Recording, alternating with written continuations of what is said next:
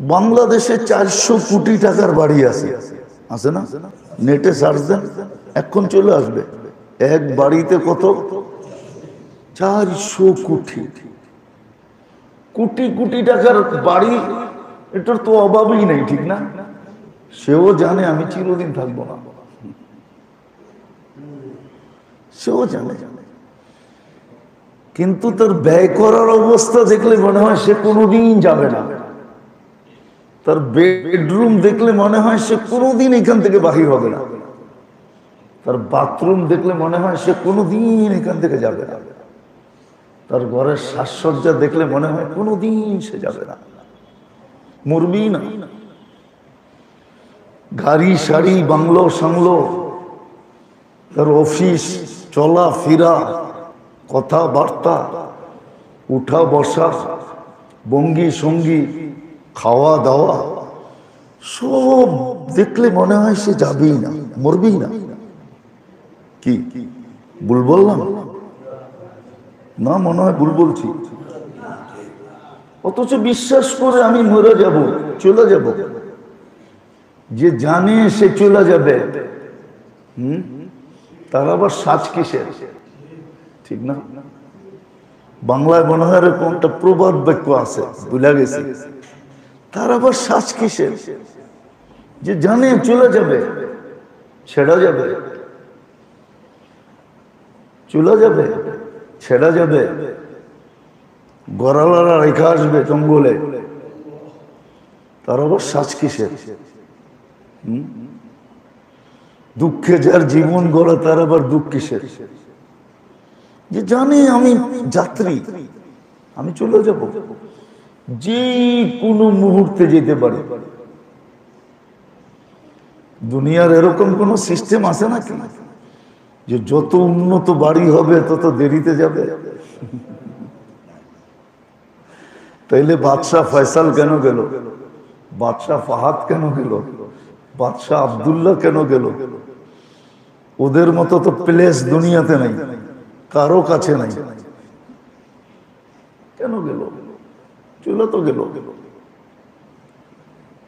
তো যেটা বুঝাইতেছিলাম, আমাদের অঙ্গি ভঙ্গি দেখলে মনে হয় আমরা যাব না, আমরা যেন চিরঞ্জীব। কিন্তু না, আমরা যাত্রী, পথিক। এই জন্যই হাদিসে বলছিলেন কুন ফিদ দুনিয়া কাআন্নাকা গারীব, তুমি পথিকের মতো থাকো, লাভ হবে। যদি আল্লাহকে প্রশ্ন করি, আল্লাহ অর্ডার দিছেন, এটাই বুঝাইতে চেয়েছিলাম। ওই আখিরাতটাকে গুছানোর জন্য সব যা কিছু আমাদেরকে দিছেন, ওটার উদ্দেশ্যই হলো আখিরাতটা গুছানো। আবার যা দিছেন ওটাকে ব্যবহারের পদ্ধতিও দিছেন, নিজের পক্ষ থেকে পদ্ধতি দিছেন। আবার রাস্তা বলে দিছেন, হাদাইনাহু নাজদাইন, দুই রাস্তা দেখায় দিছেন, যে কোনটায় ব্যবহার করলে ওইটা গড়বে আর কোনটায় ব্যবহার করলে এটা গড়বে। কোনটায় ব্যবহার করলে তুমি হাতে করে নিয়ে যাবে আর কোনটায় ব্যবহার করলে অপরের জন্য রেখা যাবে। এটাও বলে দিছে, অপরের জন্য রেখা যাবে, তোমার জন্য না। যারা বাংলো সাংলো বানায় যায়, ওরা সব অন্যের জন্য রেখা যায়। হ্যাঁ, আজিমপুরে খোঁজলে পাওয়া যাবে, রিক্সাওয়ালার কবরও পাওয়া যাবে একই মাটিতে। আবার ঢাকা শহরের শিল্পপতির কবরও পাওয়া যাবে, হাজারপতির কবরও পাওয়া যাবে, 1000 কোটি টাকার মালিক এর কবরও পাওয়া যাবে বনানী কবরস্থানে। আবার রিক্সাওয়ালার কবরও পাওয়া যাবে বনানীর কবরস্থানে। ওইখানে যে দুইজন এক হয়ে গেছে, দুইজন দুইজনকে বলতেছে তুইও যেই মাটিতে আমিও ওই মাটিতে।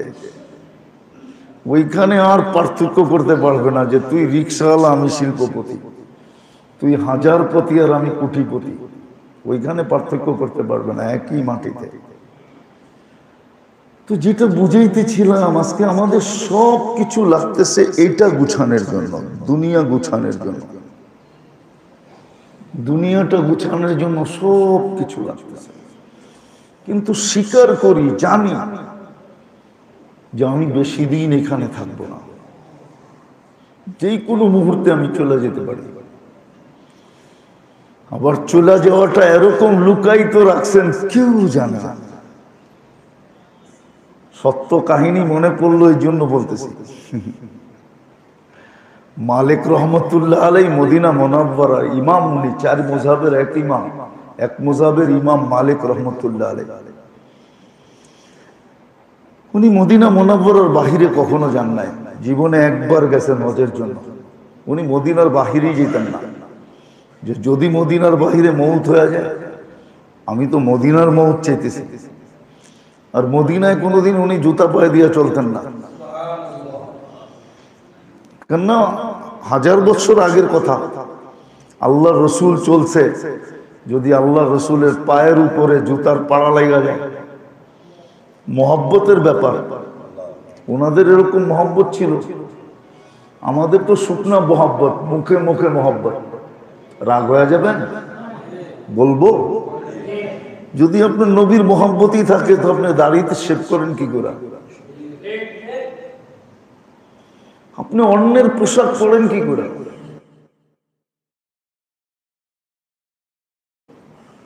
অন্যদের পোশাক পরেন কি করে? আপনাকে তো নবীর পোশাক পরা উচিত।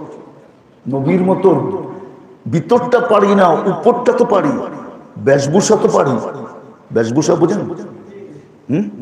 কি মসজিদে যে জুতা চুরি করতে আসে, চোর কি চোরের বেশ ধরে আসে না মুসল্লির বেশ ধরে আসে?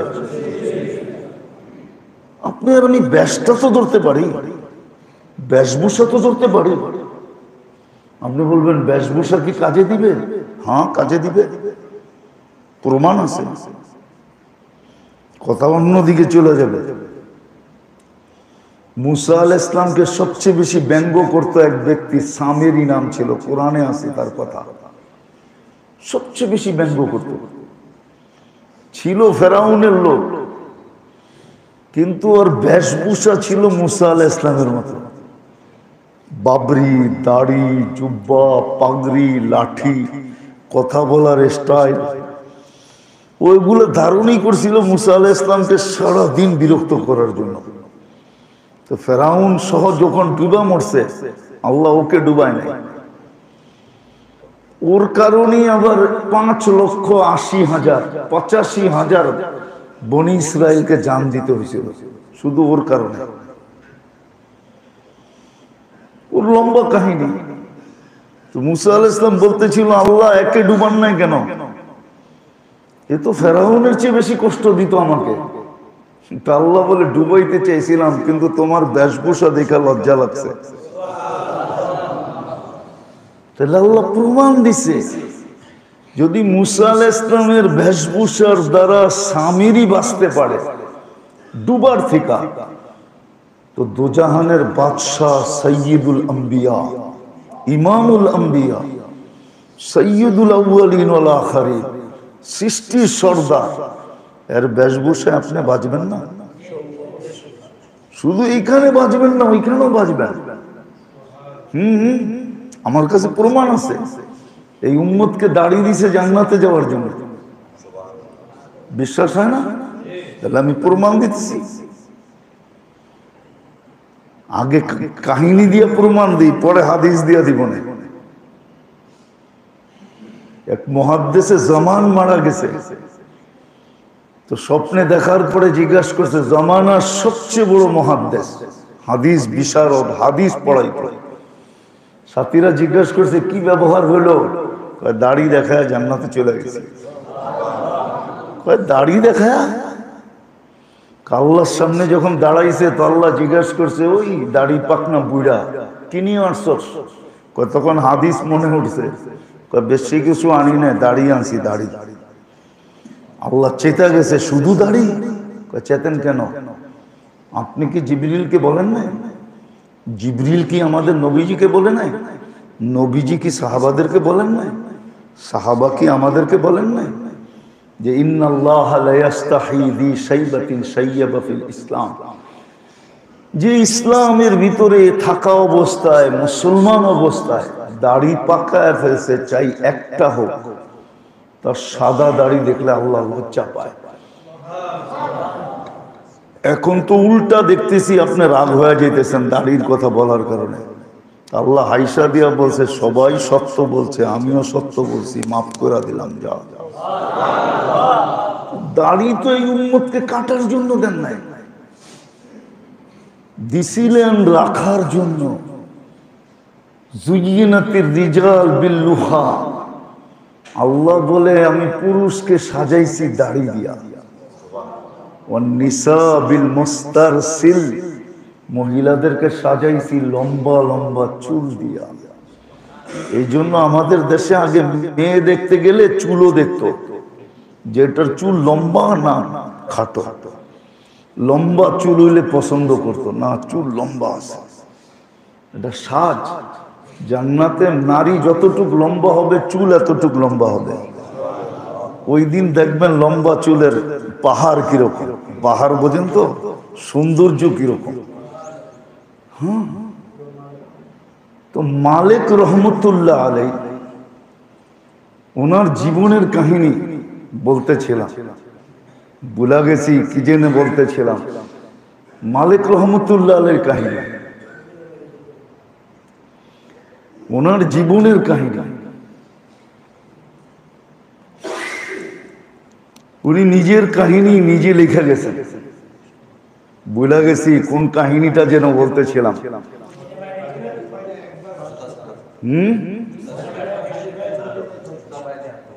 হ্যাঁ, জুতা পায়ে দিয়ে উনি মোহাব্বতের কারণে হাঁটতেন না, খালি পায়ে হাঁটতেন। আর মদিনার বাহিরে কখনো উনি যেতেন না, মদিনার বাহিরে উনি কখনো যাইতেন না। এতটুক মোহাব্বত ছিল আল্লাহ রসুলের সাথে। আমাদের কতটুক মোহাব্বত। তো যেটা বুঝাইতেছিলাম যে আল্লাহ আমাদেরকে যা কিছু দিছেন, যা দিছেন ওটার ব্যবহারের পদ্ধতি পর্যন্ত শিখিয়ে দিছেন, যেন ওইটা গুছানো হয়। এটা যেন গুছানো না হয়, এটা যেন গুছানো, ওটা যেন গুছানো হয়। এই জন্য দেহ দিছেন, এটা আল্লাহর ইহসান দিছেন আল্লাহ। ব্যবহারের পদ্ধতিও শিখাইছেন আল্লাহ। আবার লাভ আল্লাহর হবে না, আমার হবে। কার? আমার লাভ হবে। এই জন্য দেহ দিছেন, দেহের ব্যবহারের পদ্ধতিও শিখাইছেন, যে দেহের অঙ্গগুলাকে তুমি কখন কিভাবে ব্যবহার করবে, যা দ্বারা তুমি ব্যবহার এইখানে করবে, লাভ ওইখানে হবে। ব্যবহার এখানে হবে, গুছানো এখানে হবে, ওটা গুছায়া যাবে, ওটা গুছানো হবে। এটা গুছানো হবে না, এটা তো কপালে যা আছে তাই হবে, ওটা গুছায়া যাবে। দেহের ব্যবহার শিখাইছে, দিছেন আর ব্যবহার শিখান নাই, দেন নাই তো ব্যবহারও শিখান নাই, বরং উল্টা পুরস্কার হাতে ধরায় দিছেন। আপনি দেখেন, যারা মাতৃ অন্ধ, মার পেটের থেকে অন্ধ আসছে, আল্লাহ তাদেরকে জন্ম নেওয়ার সাথে সাথে সার্টিফিকেট ধরায় দিয়েছেন। মান আখাযা কারিমাতাইহি ওয়াজাবা লাহুল জান্নাহ, যার মান আখাযা কারিমাতাইহি সুম্মা সাবারা আলাইহি, যার দুই চক্ষু আল্লাহ নিয়ে গেছেন আর সে এটাকে সবর করছে, ধৈর্য ধারণ করছে আর সওয়াবের আশা রাখছে, আল্লাহ বলে ওয়াজাবা লাহুল জান্নাহ, জান্নাত তোকে ধরায়া দিলাম। এটা আল্লাহর সিস্টেম।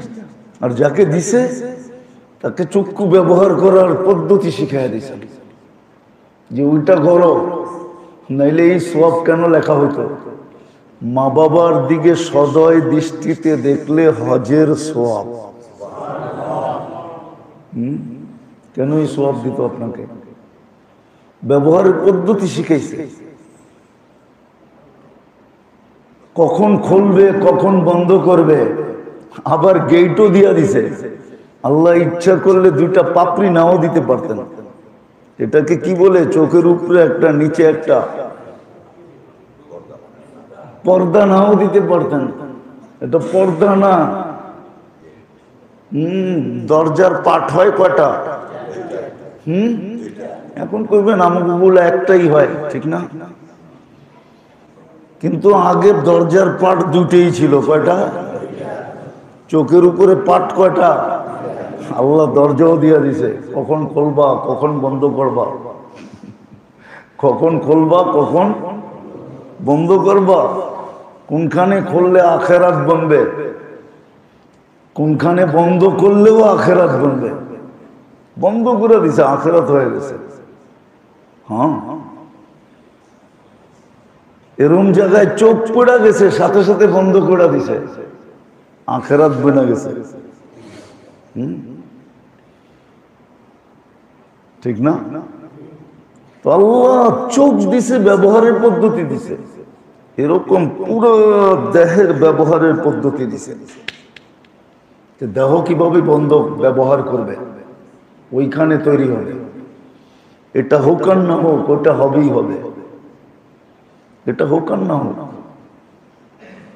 দুনিয়া হিসাব করলে দেখা যায় ধনীর সংখ্যা বেশি না গরিবের সংখ্যা বেশি? আপনি বলবেন উন্নত দেশে তো সব উন্নত, ঠিক না? সবাই উন্নত, ঠিক না? না না, সবাই উন্নত, ঠিক না? ওই দেশেও ধনীর সংখ্যা বেশি, ঠিক না? কেন? সুইপারের কাছেও তো গাড়ি আছে, ধনী না? হ্যাঁ, ওই দেশ হিসাবে ও গরিব। আমরা জানি কোন কোন দেশে গলার ভিতরে লেখা থাকে হোমলেস। হোমলেস বোঝেন? বাড়িঘর কিচ্ছু নাই, বাড়িঘর সারাদিন গলায় সাইনবোর্ড লাগায় ঘুরতে থাকে, এনে লেখা থাকে বিরাট অক্ষরে হোমলেস, মানে বাড়িঘর কিচ্ছু নেই। আমরা চিনি, বিশেষ করে আমি তো চিনি, আমি তো ঘুরা ঘুরা দিকে আসছি চোখে, হোমলেস, ঠিক না? তো যেটা বুঝাইতেছিলাম, এইখানে হোক আর না হোক, এখানে 100% হবে এরকম কোনো শর্ত নাই। হ্যাঁ, কিছু মানুষের হইতেও পারে, কিছু মানুষের হইতেও পারে। আবার একদল আছে যাদের হবে, এটার ওয়াদাও আছে। ফামা লাহু ফিল আখিরাতি মিন নাসিব তামাত্তাউ ফিদ দুনিয়া। এদের দুনিয়াই হবে, আখিরাতে কিচ্ছু হবে না। কিন্তু মুসলমান বেশিরভাগই গরিব। এখানে হোক আর না হোক, ওইখানে হবে। যদি দেহের ব্যবহার শিখলাম, শিখতেই তো চাই না, বাবে দেহের ব্যবহার শিখলে মনে হয় দুনিয়া হবে না। না না, দুনিয়া হওয়া লেখা থাকলে হবেই হবে। দুনিয়া যদি আপনার এখানে হওয়া লেখা থাকে তাহলে হবেই হবে। রাগ হয় না? আমার সাথে চলেন, একদিন চলেন, আপনাকে আমি দেখায় দিব আপনি কয় আইটেম খান। আর দুনিয়ার এরকম মানুষ বাংলাদেশে আছে যারা সকাল থেকে সন্ধ্যা পর্যন্ত, চোখ খোলার থেকে নিয়ে বন্ধ করার পর্যন্ত খাওনি দেখে, খালি খাওনি দেখে, খাওনি সামনে আসতে থাকে, খাকান না খাক। হ্যাঁ, ওদেরকে দেখায় অন্যজনে খায়, ওদের কারণে অন্যজনে খায়, কিন্তু খাওনটা আসছে ওর জন্য। ও বলে পেট তো ছোট, আর কত খাবো। ওরা হিসাব করে খায়, সারাদিনে যা খাওয়ার তা খায়। এটা তো মসজিদে বসে কসম খায় বললো কোনো গুনাহ হবে না। আমরা চোখ খোলার থেকে চোখ বন্ধ করা পর্যন্ত সারাদিন যে আইটেম দেখি, আমার বিশ্বাস বাংলাদেশের কোনো হাজার কেন লক্ষ কোটি টাকার মালিক যে ও দেখে না। চ্যালেঞ্জ, সারা দিনের যত আইটেম চোখে দেখি, সব আইটেম বাদ দিলাম, খালি ভর্তার আইটেম যা দেখি, ভর্তা 25-30 আইটেম তো ভর্তাই দেখি। শাক সবজি মাছ গোস্ত বাদই দিলাম। তো যেটা বুঝাইতেছিলাম যে গুছানো এটা না, গুছানো এটা, আখেরাত গোছাও, দুনিয়া না। এই জন্য আল্লাহ যা দিছেন এটাকে ব্যবহারের পদ্ধতি শিখাইছেন, যাতে ওটা গুছানো হয়। দেহ দিছেন তো দেহের পদ্ধতি দিছেন, কিভাবে প্রত্যেকটা অঙ্গকে ব্যবহার করবে। আর এক একটা অঙ্গের ব্যবহারের সওয়াব আপনাকে দেখানো যায়। আমি তো শুধু চোখেরটা দেখাইলাম, মুখেরটা দেখাইলাম না। হাদিসে আছে, কিতাবে আছে, নাইলে বলার কোনো সুযোগ হতো না। মুসা আলাইহিস সালামকে যখন আল্লাহ বলছিলেন ইযহাব ইলা ফিরআউনা ইন্নাহু তাগা ফাকুলা লাহু কাওলান লাইয়িনান লাআল্লাহু ইয়াখশা, যাও দুই ভাই মিলা ফেরাউনকে আমার দিকে ডাকো। তো বলছে আল্লাহ যাবো তো বটে, অনেকগুলো কথা বলছেন, দাবি, সব দাবিগুলো আল্লাহ পূরণ, অনেকগুলো দাবি রাখছেন, সবগুলো আল্লাহ আগে পুরা করছেন। যখন দাবি পুরা শেষ, এখন মুসা আলাইহিস সালাম বলতেছে আমারে ক্যাশ কি দিবেন, আমি যে ডাকবো কথার বদলায় কি দিবেন? তো বলছে লিকুল্লি কালিমাতিন লাকা আজরু সানা, প্রত্যেক কথার বদলায় 1 বছরের সওয়াব দিব। আপনি যদি ডেলি 10 জনকে 10 বার বলেন ভাই নামাজটা পড়িস, তাহলে আপনি 10 বছরের সওয়াব পেলেন। শুধু এতটুকু বলছেন ভাই 5 ওয়াক্ত নামাজটা পড়িস, প্রত্যেক কথার বদলে 1 বছরের সওয়াব। এরকম প্রত্যেক অঙ্গেরটা দেখানো যায়। হায়াত দিছেন, হায়াতের ব্যবহার শিখাইছেন। সবচেয়ে বেশি সময় তুমি কোথায় দিবে? সবচেয়ে বেশি সময় আমরা বাজারে দিই। কি বাজারেই তো, অফিসেই তো, আদালতেই তো, ক্ষেত খামারেই তো, হাট বাজারেই তো, দোকান পাটেই তো, সবচেয়ে বেশি সময় আমরা বাইরে দিই। হায়াত দিছেন তো শিখাইছেন কোথায় বেশি দিবা, কোন জায়গায় বেশি দিবা। এখন আমরা ভাবি যত বাজারে দিমু তত বান্ডেল বাড়বে, ঠিক না? বান্ডেল আছে বরকত নাই, বান্ডেল আছে, বান্ডেল আছে, বান্ডেল আছে, বরকত নাই। বান্ডেল আছে বরকত নাই, বান্ডেল আছে বরকত নাই। আমি আপনাদের এই এলাকায় প্রমাণ দিতে পারবো। আমি যখন আসছিলাম,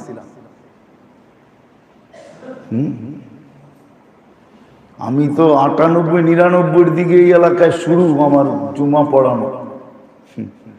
ওই সময় আমার মনে আছে একজন আমাকে বলছিল যে এই 4 কাঠা জমিন মাত্র 40 লাখ টাকা।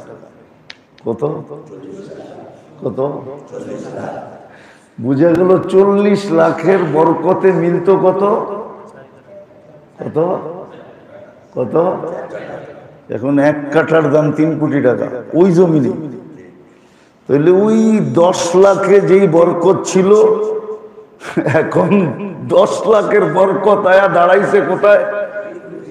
কি 3 কোটির ভিতরে বরকত আছে মাত্র 10 লাখ টাকা। তাহলে লাখের দাম বেশি ছিল না কোটির দাম বেশি? নাম হলো বরকত। বান্ডেল আছে বরকত নাই, বান্ডেল আছে বরকত নাই। আল্লাহ হায়াত দিছেন, ব্যবহারের পদ্ধতি শিখাইছেন কিভাবে ব্যবহার করবে। হায়াতকে লাগাবে কোথায়? সময় বেশি দিবে কোথায়? সময় বেশি দিবে কোথায়? সময় বেশি দিবে কোথায়? হায়াত কোথায় বেশি লাগাবে? চেষ্টা করছেন উলামায়ে কেরাম, ইমাম গাজালি কিতাব লেখছেন জীবন কোথায় লাগাবে। সাহাবা আইনা কাদাও হায়াতাহুম, কিতাবেরই নাম। সাহাবা জীবন কোথায় লাগাইছে আমরা শিখি নাই, জীবন কোথায় লাগাইছে। আচ্ছা মানলাম হাটে লাগায়, শিখে নাই যে হাটে কিভাবে লাগাইলে হাট হবে না। কেননা হাটের কথাও তো লেখা আছে, হাটে তো ব্যবসায়ীরাই লাগায়, ঠিক না?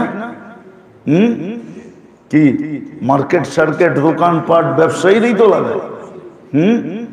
লেখা আছে ব্যবসার ভিতরে কিভাবে লাগাইলে নবীদের সাথে কিয়ামতের দিন উঠা যাবে।